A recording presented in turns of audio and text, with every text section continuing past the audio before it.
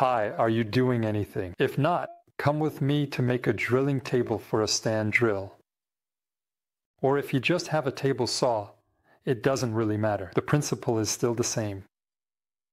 I have used some kind of stop when drilling 100 times, but lately I feel like I use it much more often, so I added it like this from underneath to the drill table. A board made of waterproof plywood, laminated on one side and with a non-slip surface on the other, so that the workpiece holds well on it.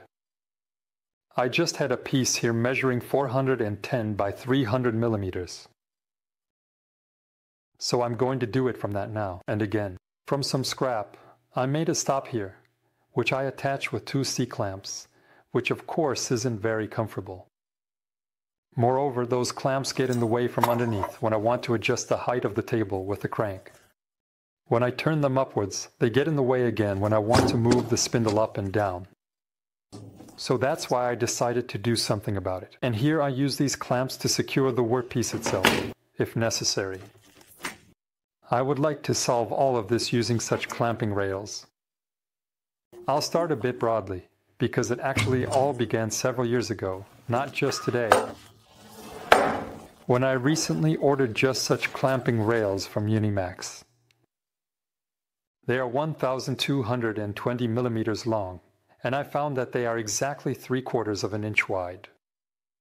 Exactly the same as the width of these guide grooves in the table saw. At that moment, I was just thinking about making an improvised formatting cart for the table saw, and I didn't want to make little rails from some hardwood, which tends to change its dimensions due to moisture, etc. So I thought, hey, I'll sacrifice those 2 clamping rails for the formatting cart. Since it is 2.5 m long, 2 clamping rails with a length of 12 to 20 millimeters run the entire length. They fit beautifully into the groove. It runs beautifully there. It's obviously straight. It doesn't twist, swell, and so on.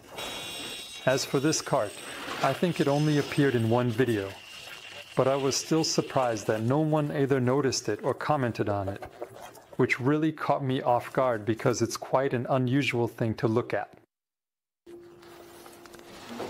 Here are the clamps that can hold the material in several different positions, but if you're interested in how this, what I call, formatting cart works, how I designed it, and how I use it, just let me know in the comments, and I would be happy to make a video about it. Now, I'll just borrow this clamp and we will continue.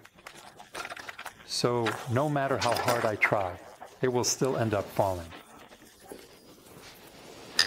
So the 2 clamping rails that I wanted to use for a universal clamping table, which I will finally be making in the near future, and also for the drilling table, I used them here for this and was thinking that I would need to get 2 more. At that time, uni-max was offering just these. They are still available in this color today. They are at a great price. They are just bare like this. Maybe they come in pairs, but I can't tell you that off the top of my head. And after some time, he started selling a practically identical one from Rockler. However, they still have 8 of those simple clamps. Basically just the screws, or screws with heads and nuts. 4 of them are flat, winged, or however you would describe them. And 4 are 5-pointed, so they hold well in the hand. But otherwise, the rail is actually identical. Even though this one is more expensive, I think it will find its buyers. First of all, there are the clamps, which you either have to buy for these rails or, of course, you can make them yourself.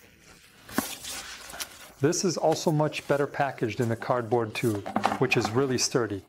I can't crush it with my hand. And in that, there is also this luxurious plastic one. And only in that is the rail and some plastic casing, just like these, are actually sold separately.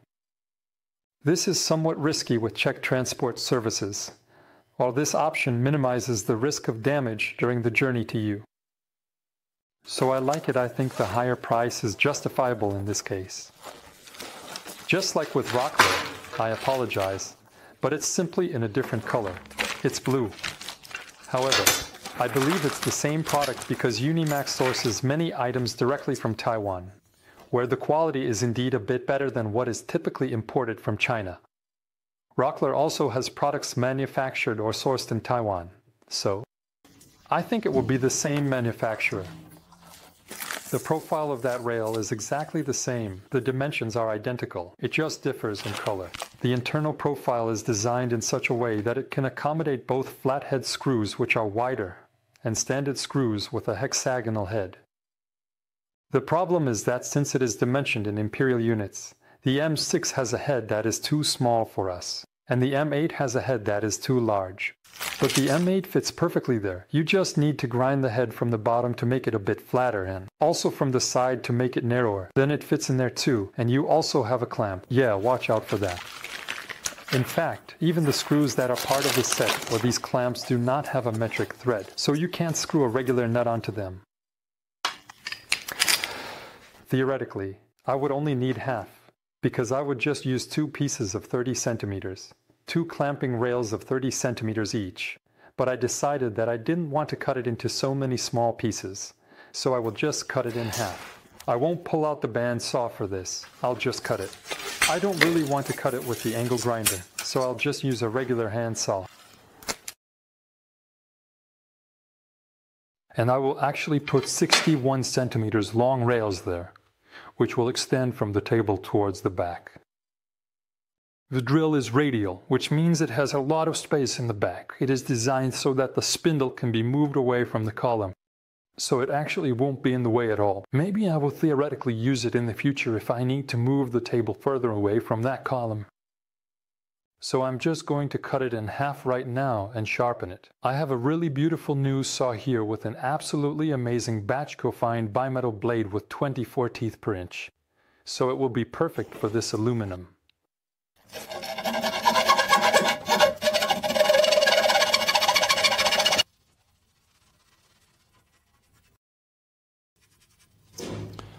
Admit that it's pointless to pull out the bandsaw for this. I don't even know what kind of blade I have on it right now. Probably something coarser, so I would have to change it anyway. I'll just take it with a file. The file. Damn it. Where is it?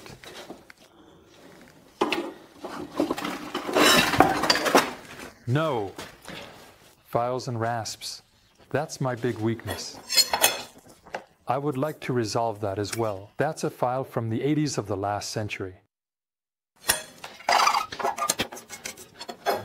I wouldn't have to buy the German one right away. The problem with those Czech companies is that the communication is really poor. Not with all of them, but quite often it is.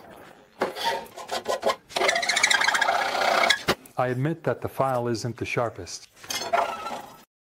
So here in this board, which has predetermined dimensions, I won't come up with anything else.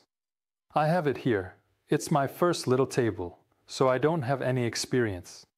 It might turn out to be too small, and then I'll just replace it and reattach this rail. I won't be milling it. I'll cut the hole on the table saw instead, just in several passes. And then I'll screw it in there. The problem is how to recess this thing to the 1/8 inch, as there will be relatively little material left for the screws. I don't know if I have them this short here. If they were longer, I would still have to support it with some material so that it could be screwed into something. In addition to being able to use the ruler and move it back and forth, since the rail will span the entire width of the table. I will also be able to use these clamps to secure the workpiece itself, or a side stop if needed. There is still the option to hold the side stop with a clamp in the worst case scenario. The only thing I still want to do is to mill a hole in the middle so that I can insert the exchangeable inserts there. Because, of course, when you drill and sometimes go all the way through, you would either have to keep propping it up with something, which I probably won't want to do, or you can simply replace the center with another one made from any material when it gets damaged, which I think is quite handy. Right in the middle, I marked a square of 100 by 100 millimeters, drilled holes with a diameter of 20 millimeters in the corners, and then connected them with a router. Now, I will be inserting inserts made of various materials into that hole. I can use the same plywood, which I can also flip, so I can have it either non-slip or smooth on the top. Additionally, I can use a board made of MDF or even particle board from the same thickness material, which is a standard of 18 millimeters, or even from completely ordinary construction plywood or any other type of wood, which is much more friendly to regular wood drills made of HCS, that is, high carbon steel. I've always liked that uni-max gives you options. You can buy such a small table there, possibly in several price ranges. Or if you want to make it at home, you can at least buy some semi-finished products there to make the result a bit more elegant. As for those purchased tables, for some people, time is certainly more important than money, so they may not want to make it themselves and will find the purchased one suitable. I wanted to make a small table that would suit me, one that would fit perfectly with the radial drill, which regular tables probably wouldn't fulfill. And for the second one, I chose a material that I like, which I find appealing and, in my opinion, is better because most of those tables are made of MDF and that plywood is definitely more suitable for it. The anti-slip layer is definitely quite handy, as it prevents the workpiece from moving so easily. And it fits together tightly, so they are two opposing each other. You don't even have to tighten it that much, and it holds like a charm. So I'm curious to see what practice reveals in terms of any need for changes, additions, or modifications. Thanks for watching, take care, and do something.